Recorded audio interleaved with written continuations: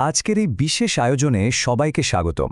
অনেক সময় এমন হয় না যে অনেক যত্ন করে রাঁধার পরও মাংস শক্ত থেকে যায় বা ঠিক যেমন স্বাদ চাচ্ছিলাম তেমনটা আসে না। এর পিছনের মূল কারণ কিন্তু রান্নার ভুল নয়, বরং ভুল অংশের মাংস বেছে নেয়া। আজ আমরা ছবিতে থাকা এই বিষয়টি নিয়ে একদম বিস্তারিত আলোচনা করব, যাতে উৎসব বা যে কোনো আয়োজনে পারফেক্ট মাংস নির্বাচনের পুরো বিজ্ঞানটা আমাদের সবার নখদর্পণে চলে আসে। আচ্ছা, চলুন সোজা মূল বিষয়ে ঢুকে পড়ি।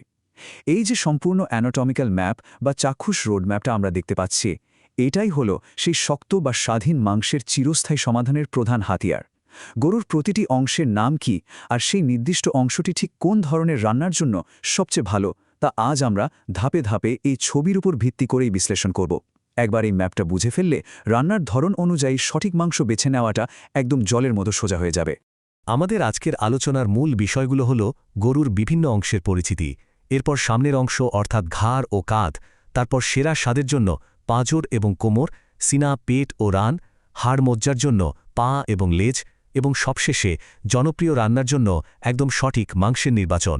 প্রথমেই আসা যাক গরুর বিভিন্ন অংশের পরিচিতিতে, যা মূলত যে কোনো মাংসের স্বাদের একদম মূল ভিত্তি। বলা হয়ে থাকে সঠিক রান্নার পদ্ধতির সাথে সঠিক মাংসের অংশের মিলন ঘটানোই হল রান্নায় সফলতার আসল রহস্য। যে কোনো ঐতিহ্যবাহী রান্নাকে অনন্য মাত্রায় নিয়ে যাওয়ার গোপন সূত্রই হল এই দর্শনটি।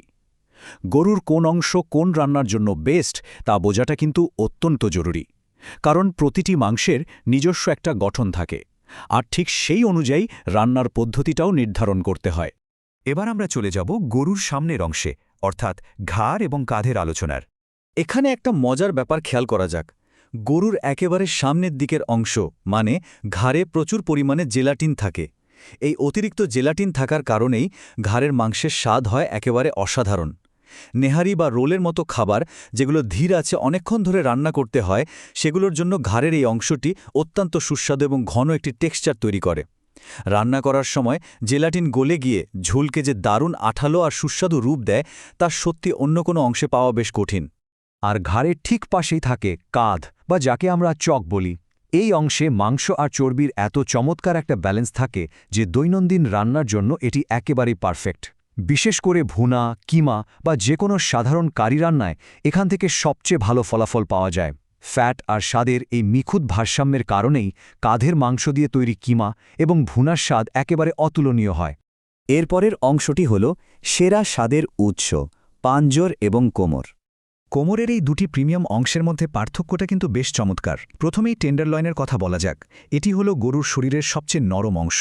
স্টেক আর কাবাব বানানোর জন্য এর চেয়ে ভালো আর কিছুই হতে পারে না। মুখে দিলেই যেন মাখনের মতো গলে যায়। অন্যদিকে সিরলয়েন অংশটিও অত্যন্ত নরম আর ভেতরে বেশ রসালো বা জুসি থাকে, তাই গ্রিল, স্টেক বা বারবিকিউর জন্য এটি সবচেয়ে দারুণ ফলাফল দেয়। এই অংশগুলোতে প্রাকৃতিক ফ্লেভার থাকে সবচেয়ে বেশি। এবার আসা যাক পাঁজরের মাংসে। এর কিন্তু আলাদা একটা কদর রয়েছে। এই অংশে হাড়যুক্ত থাকার কারণে মাংসে এক তীব্র আর দারুণ গভীর ফ্লেভার তৈরি হয়। যারা একদম নিখুঁত কালাভুনা, চমৎকার গ্রিল বা ধোঁয়াটে বারবিকিউ তৈরি করতে চাইছেন, তাদের জন্য এই পাঁজর বা রিবস হলো ১ নম্বর পছন্দ। মূলত হাড়ের উপস্থিতির কারণেই এই অংশের স্বাদ এত বেশি খোলে আর রান্নার পর চারদিকে দারুণ একটা সুবাস ছড়িয়ে পড়ে। এখন আমরা দেখব সিনা, পেট এবং রান বা পেছনের অংশের মূল বৈশিষ্ট্য। এখানে খুব সুন্দর একটা তুলনা ফুটে উঠেছে। পেছনের চর্বিহীন মাংস আর বুকের চর্বিযুক্ত মাংসের পার্থক্যটাই কিন্তু রান্নার ধরন পুরো বদলে দেয়। রান বা পেছনের অংশের মাংসে ফ্যাট বেশ কম থাকে আর একটু শক্ত ধরনের হয়, তাই রেজালা বা সাধারণ কারির জন্য এটি দারুণ। কিন্তু ব্রিস্কেট বা বুকের মাংসে ফ্যাট থাকে, যা ধীরে ধীরে রান্না করলে একদম তুলতুলে নরম হয়ে যায়। বিশেষ করে কাচ্চি বিরিয়ানি বা ভুনার ক্ষেত্রে এই চর্বি আর মাংসের মিশ্রণ ধীর আঁচে এক অপূর্ব স্বাদের সৃষ্টি করে। পেটের দিকের মাংসগুলোর ফ্লেভারও কিন্তু অত্যন্ত দারুণ। পেটের অংশ বা ফ্ল্যাঙ্ক দিয়ে ভুনা বা বিফ রোল খুব ভালো হয়। তন্তুগুলো কিছুটা শক্ত হলেও এর স্বাদ কিন্তু অসাধারণ।